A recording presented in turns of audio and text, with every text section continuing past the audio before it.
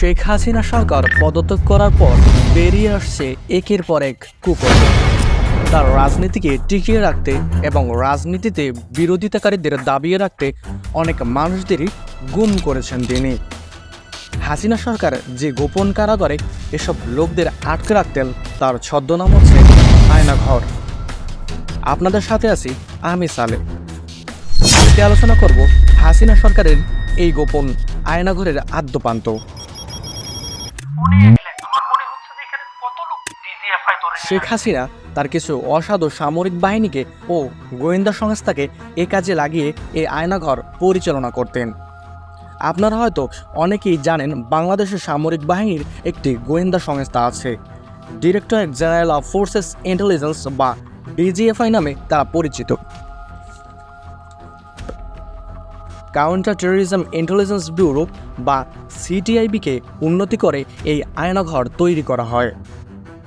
Sweden ভিত্তিক নেত্র news নামে একটি স্বাধীন গণমাধ্যম 2022 সালে আয়নাঘর নিয়ে বিশেষ প্রতিবেদন প্রকাশ করেন। সেখান থেকেই বাংলাদেশের মানুষ জানতে পারে বিভিন্ন সময় গুম হয়ে যাওয়া মানুষদের কোথায় রাখা হয়। শুধু সেখানে তাদের রাখা হতো এমন না, তাদের করা হতো অনেক অমানবিক নির্যাতন। তো ওনারা আমাকে ওই সময় মাস শুরু করে, আপনার মানে কোন দিক থেকে বাড়ি দেয় আমি অনুভব করতে পারিনি, বাট ডানে বামে মানে আমি এদিকে কাইতে হলে ওইদিকে বাড়ি দেয়, পায়ে বাড়ি দেয়, ডান পাশে বাম পাশে, খুব জোরে জোরে মারে। ধারণা করা হয় এই আয়নাঘর ঢাকা সেনানিবাসের ভিতরেই অবস্থিত। বন্দি থাকা এক সেনাবাহিনী থেকে এই তথ্য পাওয়া যায়। আমি কৌশলে এলাকাটা চিনে ফেলেছি, জায়গাটা আমার পরিচিত ছিল। বলছি আমি বাথরুমের কমান্ডের উপরে দাঁড়ালে দেখা যায়। গুমের শিকার হওয়া কিছু সেনা সদস্য এই আয়নাঘরের অবস্থান প্রকাশ করেছেন। তারা বলেছেন ডিজিএফআই এর সদর দপ্তরের পিছনে অবস্থিত এই আয়নাঘর।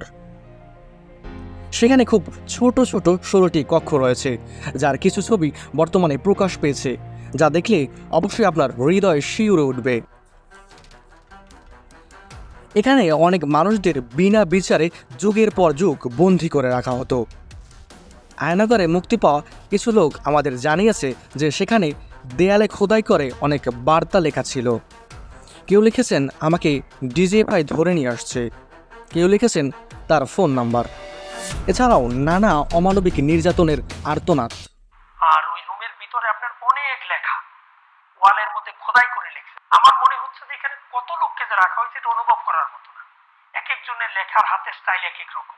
আমাকে ডিজিএফআই ধরে নিয়ে আসছে, আমাকে ডিজিএফআই অ্যারেস্ট করছিল বাড়ি থেকে, এরকম অনেক লেখা। আর অনেকে আবার নাম্বার লিখে রাখছে যে যদি সম্ভব হয় আমার পরিবারকে কেউ বললেন যে আমাকে যেন খোঁজ করে, আমাকে সরকার এখানে এইভাবে বন্দি করে রাখছে।